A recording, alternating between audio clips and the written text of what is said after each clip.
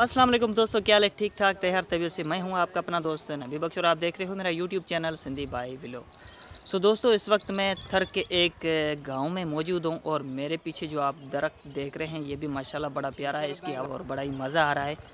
तो दोस्तों, इस गाँव में मैंने एक ऐसा घर देखा कि इस घर को देखते ही मुझे जो है अचानक से पता नहीं क्या महसूस हो गया, खुशी भी महसूस हो गई। और बड़े लोग जो है बातें करते थे कि पुराने ज़माने के घर ऐसे थे, तो सेम टू सेम मुझे यो वही सीन लग गया।